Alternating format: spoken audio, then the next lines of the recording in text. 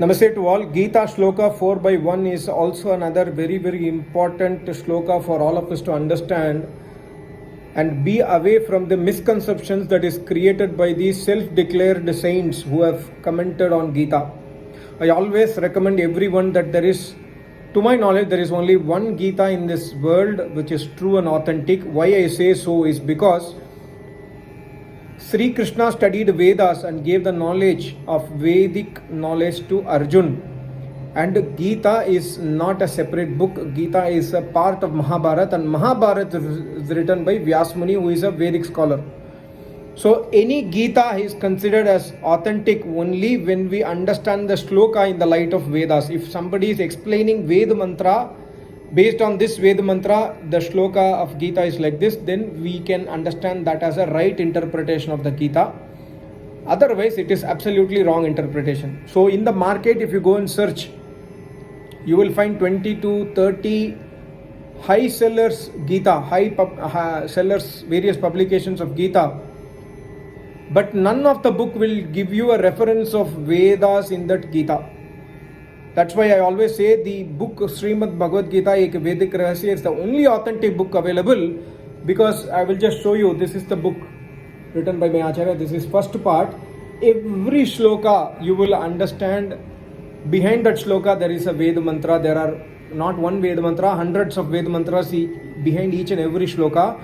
So in order to understand the shloka, first we need to understand Vedas, because shloka can never be, shloka is the experience of the Rishi Muni, and that experience is attained by reading, analyzing and implementing Vedas in life. So for us to understand the shloka, either we have to have Vedic knowledge or we have to read the book written by a Vedic philosopher.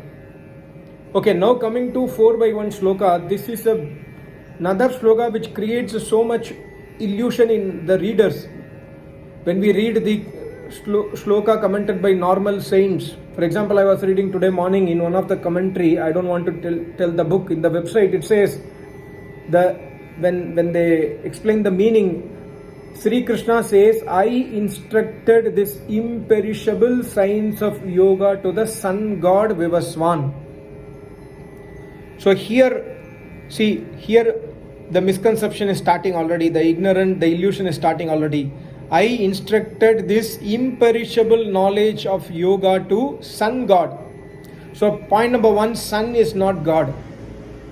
Point number 2, sun is not a alive matter. It is a non-alive matter. Sun is a star. Sun is made up of gaseous elements, and gases are inert. They are Jad Tattva, not Chetan Tattva.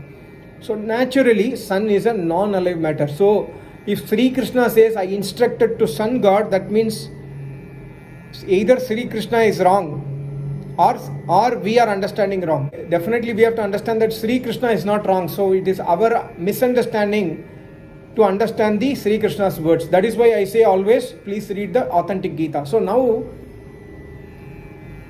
what is viva, swan? Viva, swan means, my Acharya has beautifully written the meaning. I will just try to explain to you in English very shortly. Imam vivasvate yogam proktavan aham avyayam vivaswan manve praha manur ikshvakave abravit. So vivaswan means, the translation of vivaswan is Surya.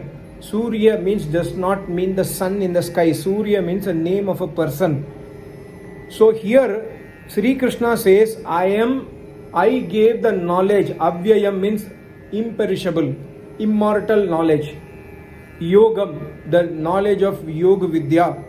I gave the knowledge of Yoga Vidya, which is immortal, which is imperishable, to Surya. Then we will go to Rig Veda, 10th Mandal, 181 Sukta, where Almighty God says, Agni, Vayu, Angiraha, Aditya. Aditya means Surya Rishi. I gave this knowledge to these 4 rishis at the start of the universe, is what Almighty God says. So here similar knowledge is told by Sri Krishna. So Sri Krishna says, I gave this knowledge to Surya Rishi, and Surya Rishi gave it to his son Manu, and Manu gave this knowledge to Ikshvaku, and then from traditionally this knowledge has been passed on over generations to generation. And what knowledge is that? Is it Bhagavad Gita knowledge? No, it is the Yoga Vidya knowledge. Bhagavad Gita was written 5000 years back. Bhagavad Gita is a part of Mahabharata. So that means Sri Krishna is not speaking about Bhagavad Gita here. Sri Krishna is speaking about Yoga Vidya here. And Yoga Vidya is imperishable, he says. Avyayam. Avyayam means that which does not get destroyed. Avinashi. Avyayam means. So what does not get destroyed? Almighty God does not get destroyed, and Almighty God's knowledge does not get destroyed. So what is Almighty God's knowledge is Vedas. And Vedas also contain the Yoga knowledge, Yoga Vidya. That is why he says, Sri Krishna says, Avinashi Yoga Vidya, Avyayam Yogam.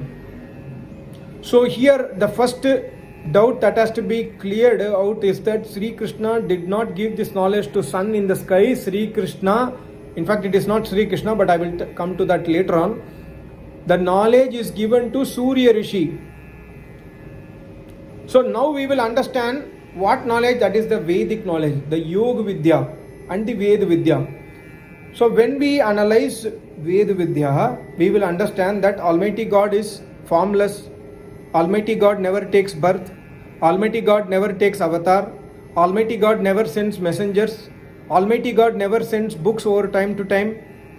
Almighty God never speaks because he does not have a mouth. So why Sri Krishna says, I gave this knowledge to Surya? That is where we have to understand that it is the Samadhi stage of a yogi. Each and every video I have made in my playlist, you can go to Bhagavad Gita and see the previous videos. If you are seeing this video for the first time, it is not Sri Krishna who is speaking. Sri Krishna is in the Samadhi stage. Samadhi is a stage of the person who has realized Almighty God, and at the Samadhi stage, God is inspiring Sri Krishna to speak. And because he has forgotten himself as a Sri Krishna, he is speaking on behalf of Almighty God, which is the knowledge is inspired by God himself. So Rig Veda says, I gave this knowledge to 4 rishis. Almighty God says in Rig Veda. Here also Sri Krishna says similarly. That means it is not Sri Krishna who is speaking, because we all know Sri Krishna has taken birth. We all know Sri Krishna died at the age of 125 years. So it is contradicting to Vedas. If Sri Krishna says, I gave the knowledge, that means Vedas says, I never take birth, I never die. But here Sri Krishna took birth. Sri Krishna, we consider him as avatar, whereas he is not avatar. So what is the contradiction here? The contradiction is existing only when we see from the outer, from exterior point of view. Only on the circumference there is appearing to be a contradiction. In reality, there is no contradiction, because these words are uttered by a Samadhist yogi, and in the Yoga Avastha, Samadhist yogi can speak on behalf of Almighty God, as I have told in my previous video when I explained the 4/6 shloka. Bhutanam Maheshwara. And so this means that it is not Sri Krishna who gave the knowledge of yoga and Vedas to Surya Rishi, it is Almighty God. So if somebody says Sri Krishna gave the Vedic knowledge to all the 4 rishis, he does not understand Gita, he does not understand Vedas, he does not understand Rishi Munis, he does not understand Samadhi stage.